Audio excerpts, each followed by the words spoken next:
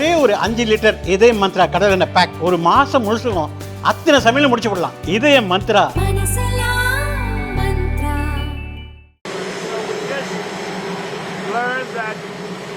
Rwanda, you know all about Rwanda, and the Congo will be doing a peace settlement, probably coming in on Monday or Tuesday. We're going to be signing it up, and we've stopped a very vicious war.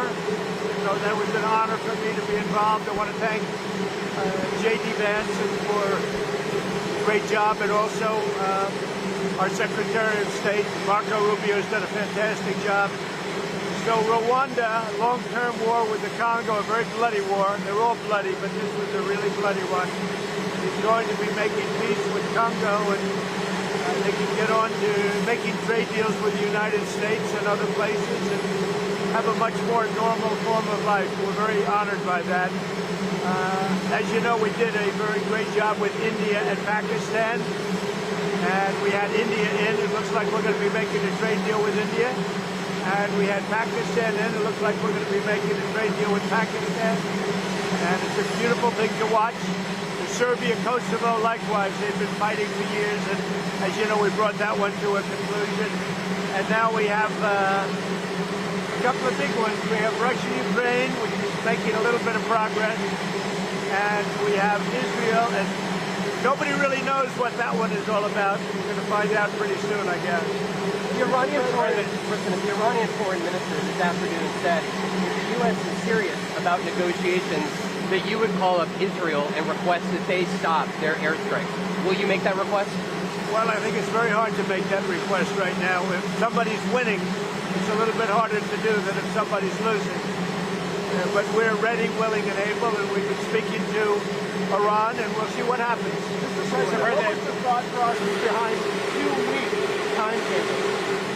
Just time to see whether or not people come to their senses. Mr. President, did the Europeans help at all in talking with the Iranians? No, they didn't help. No. Mr. President, Iran doesn't want to speak to Europe. They want to speak to us. Europe is not going to be able to help in this. 20 years ago, you were skeptical of the Republican administration that attacked the Middle East country on the idea of questionable intelligence of weapons of mass destruction. How is this moment different with Iran? Well, there were no weapons of mass destruction. I never thought there were. And that was somewhat pre-nuclear. You know, there was a nuclear age, but nothing like it is today. And it looked like I'm right about the material that they've gathered already. It's a tremendous amount of material. And I think within a matter of weeks, or certainly within a matter of months, they're going to be able to have a nuclear weapon. We can't let that happen. I was very much opposed to Iraq. I said it loud and clear, but I was a civilian, but I guess I got a lot of publicity. But I was very much opposed to the Iraq war. And I actually did say, don't go in, don't go in, don't go in. But I said, if you're going to go in, keep the oil. But they didn't do that. What intelligence do you have that Iran is building a nuclear weapon? Your intelligence community has said they have no evidence that they are at this point. Well, then my intelligence community is wrong. Who in the intelligence community said that? The Director of National Intelligence, Tulsi Gabbard. She's wrong. Mr. President, are the Chinese in any way helping Iran at this moment? We're hearing reports of mysterious planes landing in Iran from China. Now, they say that they're there to take people out, but I can't tell you about that. I get along very well with China, get along very well with President Xi. I like him, he likes me. We have a very good relationship. We'll see what happens. I can't imagine them getting involved. Mr. President, that you need to make on Iran, whether to strike militarily, is this the biggest decision you will have to make as president? Well, I can't tell you that. I have to see what happens. I can't, really say that. It depends what the decision is. But I wouldn't really be able to tell you that now. I'll tell you in about a year from now, maybe 5 years or 10 years from now. You never know about decisions. You never really know. Sir, would you support a ceasefire while the negotiations happen? I might, depending on the circumstance. Would you, former Congressman Matt It's very hard to stop. I will say this. It's very hard to stop when you look at it. Israel's doing well in terms of war. And I think you would say that Iran is doing less well. It's a little bit hard to get somebody to stop. Liam Gosger was here. Former Congressman Matt Gaetz threw out an interesting idea suggesting that if you were to broker a deal where nuclear inspectors go into both Israel and Iran, that you could win a Nobel Peace Prize, and they might even rename it the Trump Peace Prize. Did you hear those? What do you think of that? Well, they should give me the Nobel Prize for Rwanda and if you look the Congo, or you could say Serbia, Kosovo, you could say a lot of them. You could say, I mean, the big one is India and Pakistan. I should have gotten it 4 or 5 times. I should get it for the, I would think the Abraham Accords would be a good one too. But what do you They think of won't that give me a idea? Nobel Peace Prize because they only give it to liberals. But sending inspectors to have have nuclear, or would you support Iran being able to have civilian nuclear energy capabilities up to 3.76%? You know, they're sitting on the top of one of the largest piles of oil in the world. I just don't know why they need that for civilian work. You know, it's one thing for certain countries to say, hey, I want to have a certain amount where I can go nuclear a little bit because we need it for electricity, we need it for air conditioners, etc. But when you're sitting on one of the largest oil piles anywhere in the world, it's a little bit hard to see why you need that. Yeah.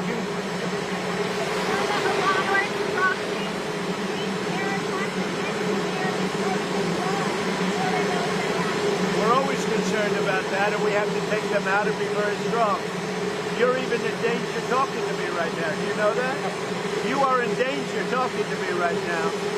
So I should probably get out of here, but you guys are actually in danger. Can you believe it? One more thing on Russia. Still your expectation that NATO countries spend 5% of their GDP on defense spending? Well, I think they should do that. I don't think we should, but I think they should. We've been supporting NATO so long. In many cases, I believe paying almost 100% the cost. So I don't think we should, but I think that the NATO countries should, absolutely. Would you like Spain decides not to? Well, NATO's going to have to deal with Spain. Spain's been a very low payer. They were always a very low payer. They were either good negotiators or they weren't doing the right thing. I mean, I think Spain has to pay what everybody else has to pay. Spain has been notorious for low pay. You know who else was the low payer, just about the lowest? A place called Canada. Because Canada said, why should we pay when the United States will protect us free? And they've been right about that. On Russia, Ukraine, you've been making progress towards a peace deal, but I don't know if you know this, but Lindsey Graham and Mike Pompeo were there on the ground in Ukraine, seemingly doing the opposite, trying to provoke the Ukrainians to keep fighting. What do you think of that? Well, we're going to see, and people have to be very careful with what they say. They've got to be very careful with their mouth, because their mouth can get them into a lot of trouble. One more. ICE has said that they're trying to arrest up to 3,000 individuals a day. There are some communities that are saying they are fearful of being wrongfully detained or separating some families, even if they are undocumented. Is the fear in some of these communities worth the deportations of these undocumented individuals, a mass deportation Always program? a tough subject, because look, we have farmers. I love farmers. I won 80%, 85% of the farmers, and I love them, and I'm never going to do anything to hurt our farmers. And you could also say the leisure business, etc. There are some businesses where you have a disproportionate amount of people that are the people that you're talking about. At the same time, we have to get the criminals out of our country. And we're looking at doing something where, in the case of good, reputable farmers, they can take responsibility for the people that they hire and let them have responsibility, because we can't put the farms out of business. And at the same time, we don't want to hurt people that aren't criminals. Most of the people that came in over the last 3 years under Biden, I would say probably 3.5 to 4 years, those people, you have a lot of criminals, you have a lot of, I mean, we're looking at that very closely. You've had people that have worked on farms for 20 years. It's very hard to go in there and say, you know, you're coming out. But we're going to let the farmers take responsibility. They're great people. They'll do it. They know the good and the bad. So the hard part about this is not like a normal war where people wear uniforms. They don't wear uniforms. But we have murderers that came out of the last 4 years. We have murderers. We have drug lords. We have people that we don't want to. We have prisoners. They emptied out Venezuela and many countries. They emptied out their prisons into the United States. We have to get those people out. but we have stone cold murders, 11,888 murders. We've already gotten a lot of them out of here, but we don't want them, so we have to be careful. But I never want to hurt our farmers. Our farmers are great people. They keep us happy and healthy and fat. Are there other cities that you're going to try to replicate what you've done in Los Angeles? Well, I mean, we had a big victory last night in the Court of Appeals with respect to Los Angeles, but really the country, where Gavin Newsom, who's really an incompetent governor, he's just doing a terrible job between his fires, between all the houses burning down, his forest fires, and now Los Angeles. If we didn't go to Los Angeles, and the sheriff admitted it, he had no control. He would have lost control. We saved Los Angeles by having the military go in.